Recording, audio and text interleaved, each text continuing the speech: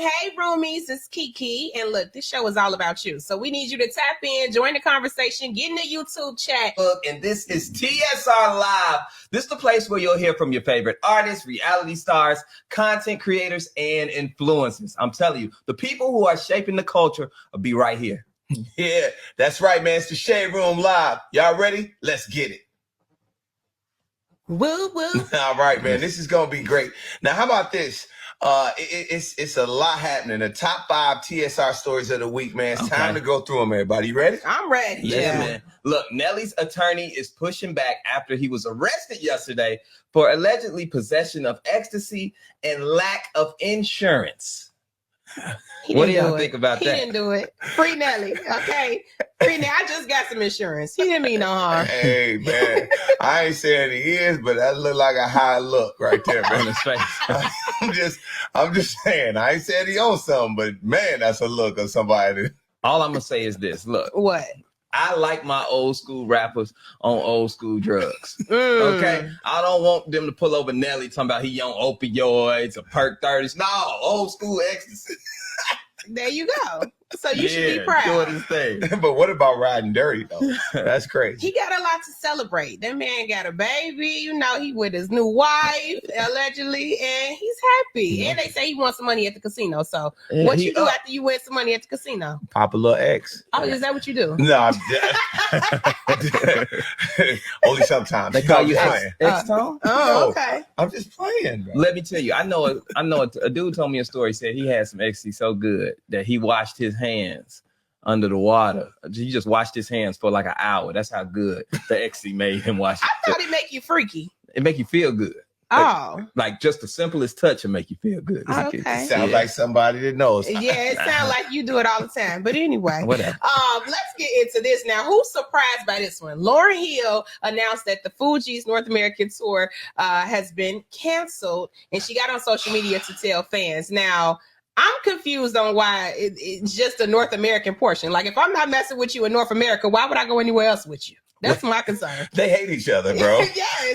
They just come out and say it. I think what they really said was that the tickets weren't selling in America. Y'all didn't buy them Fuji tickets. Okay, well, that's why they canceled. If they not selling here, what they gonna sell? They sell in Africa. Yeah. Oh, your people get my people. All right. Shout out to Africa. Okay. All right. But again, they don't like each other. Exactly. That's what it is. Yeah. Also, y'all, Young Thug is apparently getting tired of court. Like literally, the rapper is going viral for appearing to be asleep in court this week. I don't blame him. Yeah, man. Court is, you imagine what you got to go through in your cell thinking about going to court. Now, you know, that's got to be crazy. Of course you tired. He just took a little quick nap and they called him. He's sleeping good. That's a good Thug is tired of this whole case. Like, at this point, you know what I'm saying? Don't have me in court this long. Just lock me up and give me a time frame that I can get out. You want me to sit in court and listen to this? If I'm him, I'm asleep too. I'm child. You know that chair probably way more comfortable than his cell right. bed. Oh, man, it's probably. And it's air conditioned in that courtroom. Right. That doesn't feel good. They like, I'm going to get me one of these, man. But we want to know right now, who's capping?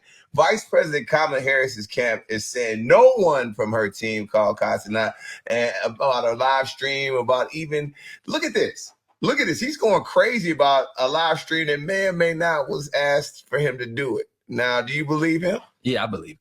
I don't know if You it think was somebody called him? I don't know if it was somebody from his camp. I don't know if somebody from the camp called him, but you heard when Aiden, on the Aiden Ross guy, when Trump went on her stuff, everybody was saying Kai has to get Kamala. Yeah. Somebody called Kai. Now, was it from Kamala's camp? I don't know, but I think somebody definitely called him, man. Okay, but you just can't get on the internet saying somebody called you to represent the vice president of the country. You can't do that, Zach. No, he said the Secret Service was reaching out.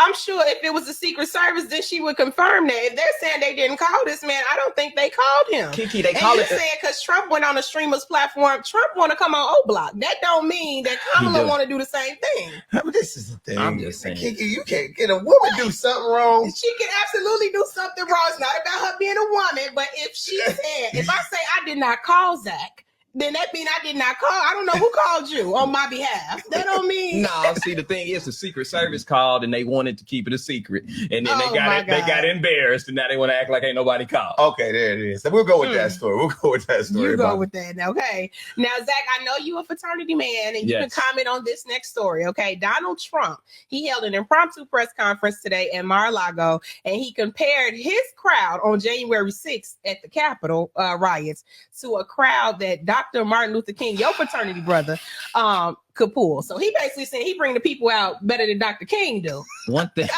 Please explain. One thing about Trump, he just gonna tell you anything. Okay.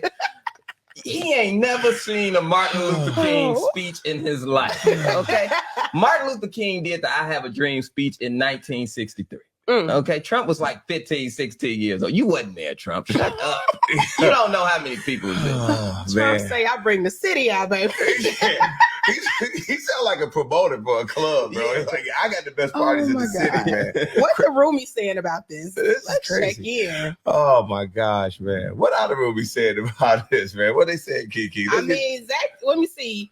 Come on. Trying to read from over here. What you tell us? They keep saying not from O Block, man. Not from O Block. Yes. Man, this whole story, man. Trump just is like, you know what? Hey guys, O Block.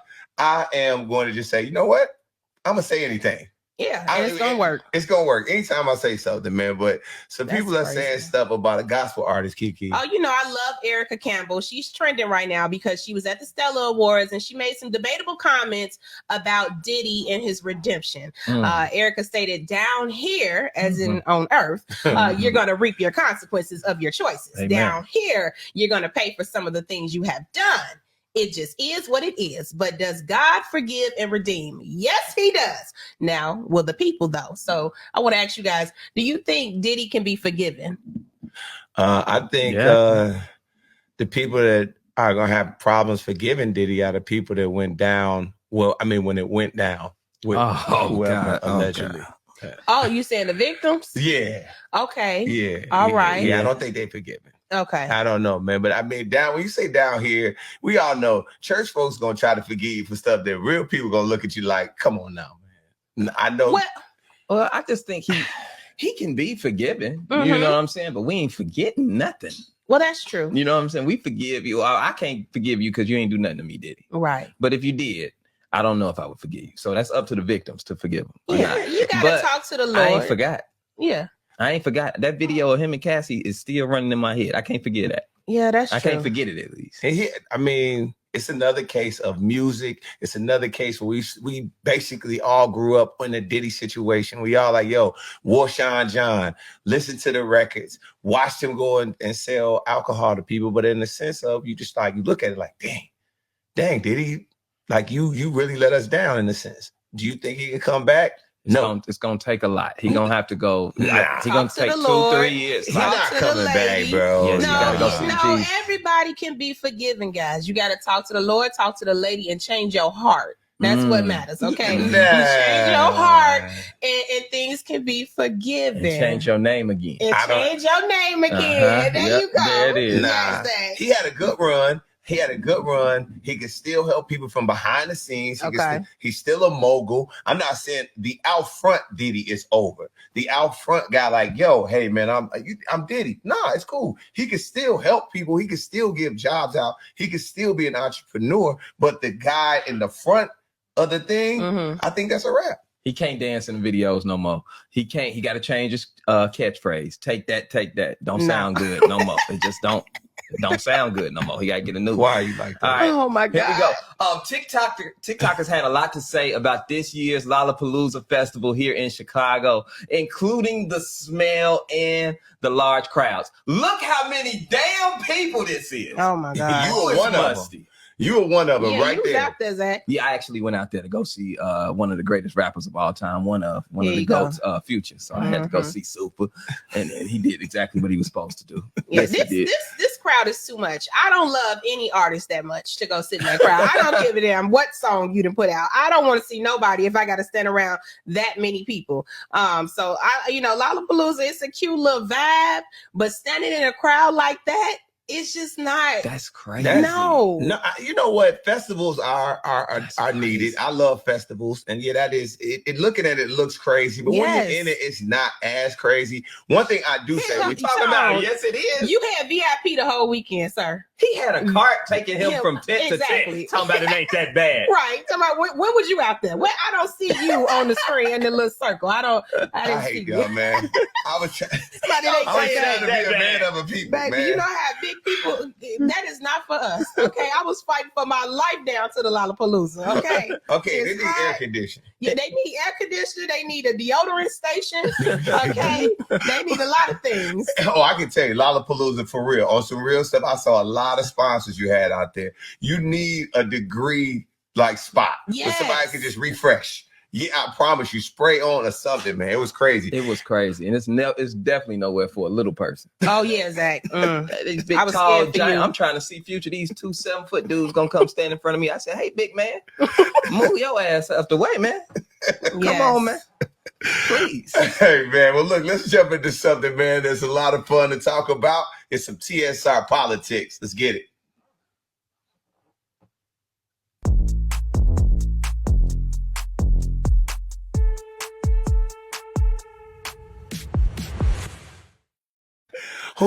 Who's running the politics bumper, man? Let's get that going, boys, please. Shout out to you guys. Politics. I was like, politics. All right. Shout out to the Rubies. What's good? Hey, let's get to it, man. But join us right now as our Shade Room political correspondent, A.B. Burns Tucker, and she is here to discuss how this election could shape the Supreme Court for the next 20 years. What's up, baby? Hey, what it do? What it do?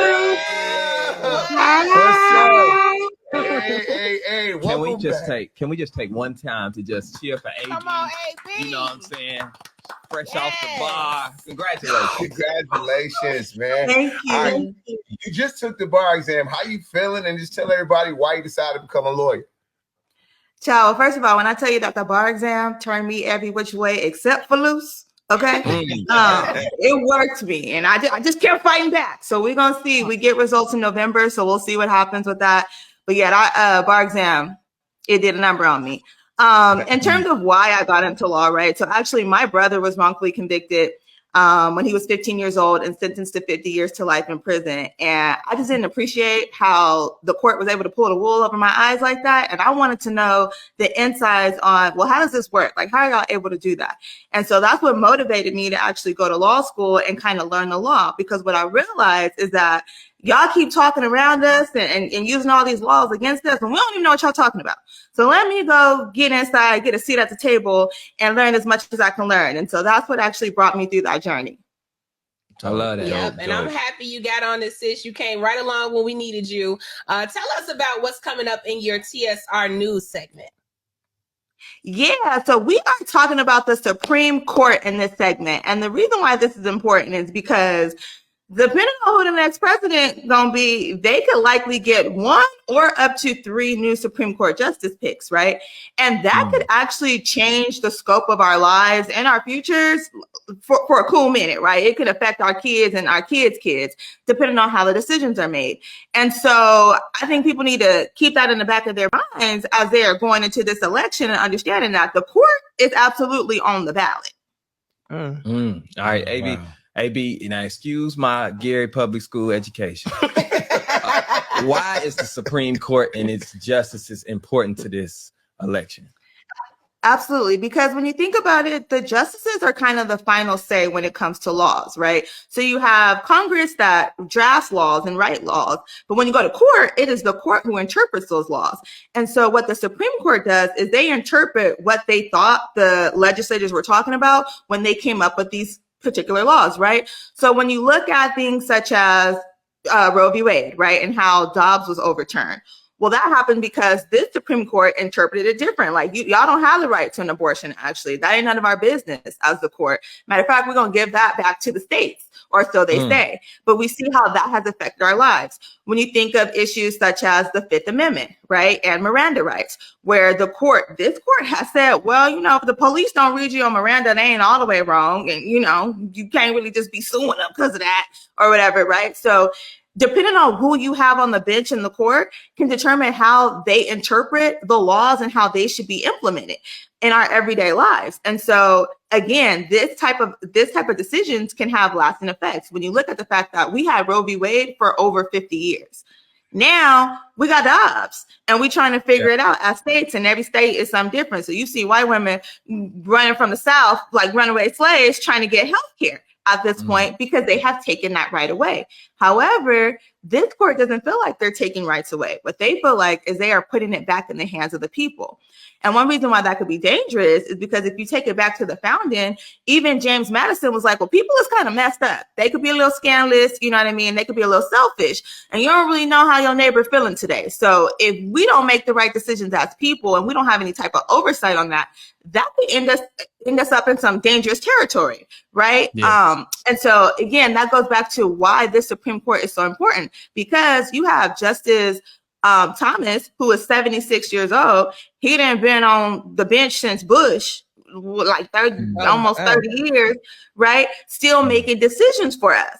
Yes. Well, we don't necessarily always agree, right? The public is not necessarily agreeing with where he's coming from. This boy, he got a white wife talking about, well, we should probably look at the rules of the law when it comes to interracial marriage. You are interracially married, sir, right? So it's important to understand, like, the court has a lot of power, and we allow them that power. And so what we really want is a court who not really always flip-flopping, but is more aligned with how the American people think. Yeah. Hey, AB, I want to put the roomies on real quick. As you know, presidential candidate Kamala Harris has announced her vice president running mate. His name is Tim Walz. Black people call him Tim Walz. And he is the governor of Minnesota. There he is. Now, AB, what do you think, man? Did Harris make the right VP choice with Walz to appeal to folks who aren't really into politics? You know what? I think Harris made a great choice, right? I think if you see the energy that came out after this announcement, the people are excited for Walz, right? And I've been calling him Walz too. We're going to get it together, coach. We're going to figure it out. But I think he's a good choice because in this particular ticket, I think everybody can see a little bit of something of themselves in there, right? You see an all-American dad, and those, you know, America, we've been struggling. The baby daddies of America, they kind of left us hanging a little bit. So this is a nice little change, right?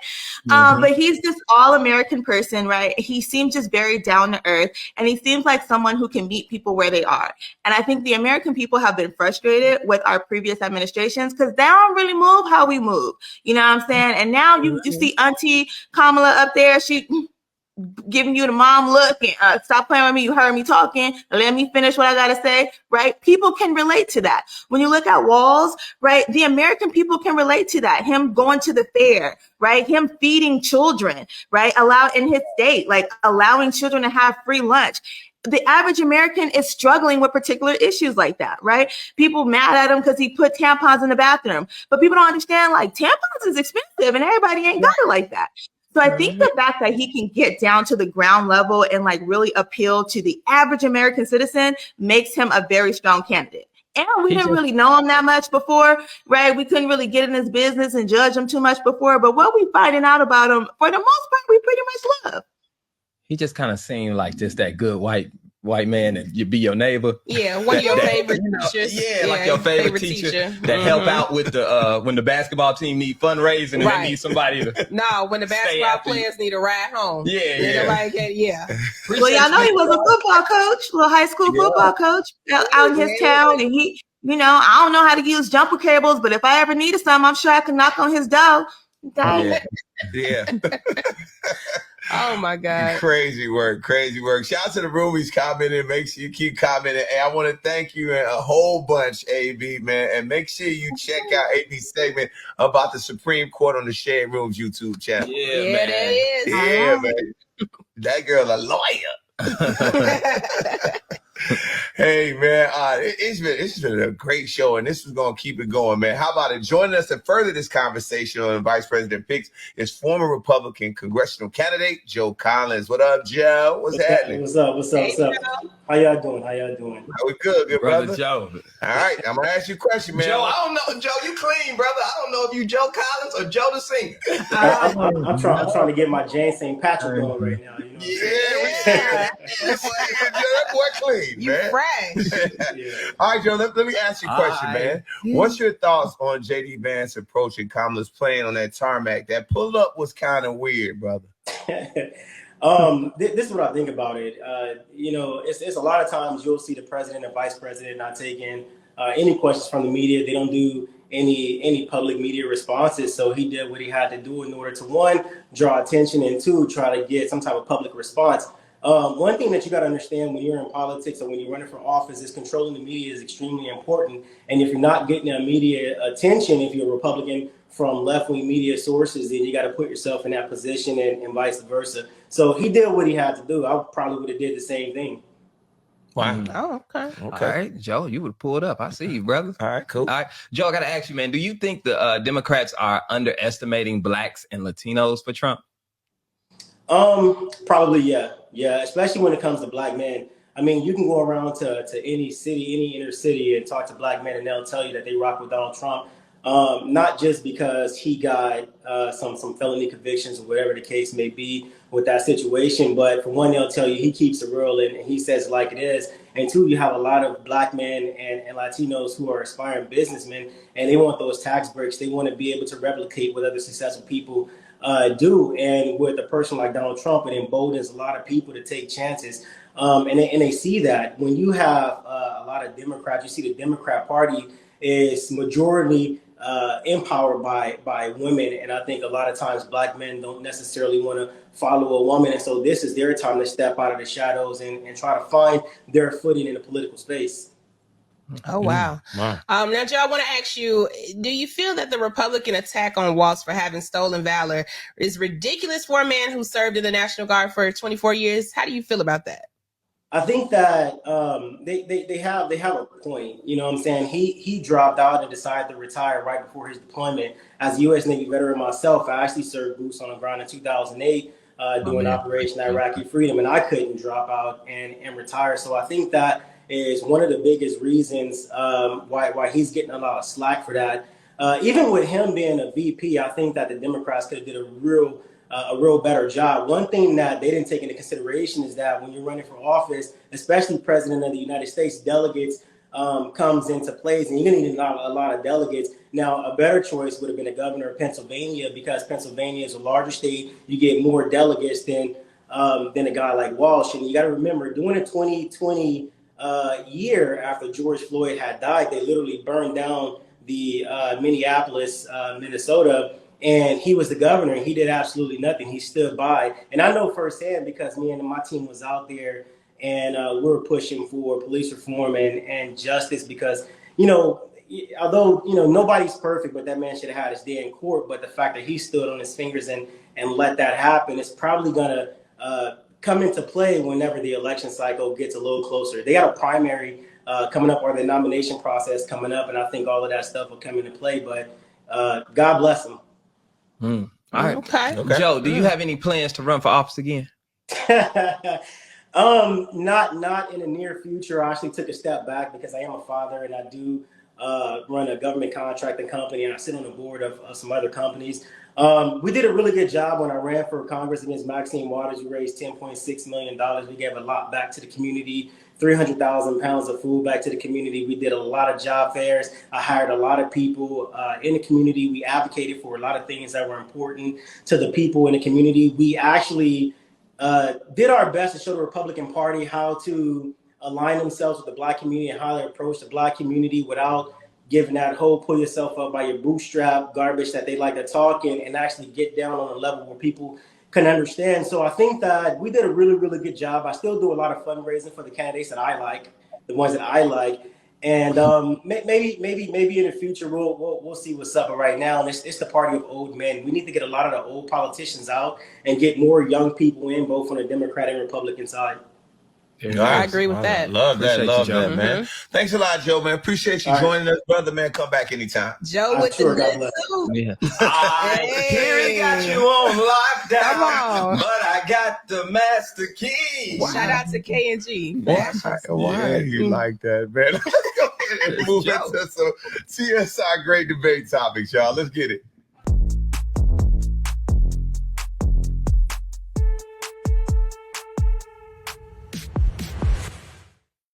Okay, yes. And checking in now to discuss the Walt's impact and another crazy week in politics. It's culture and political commentary.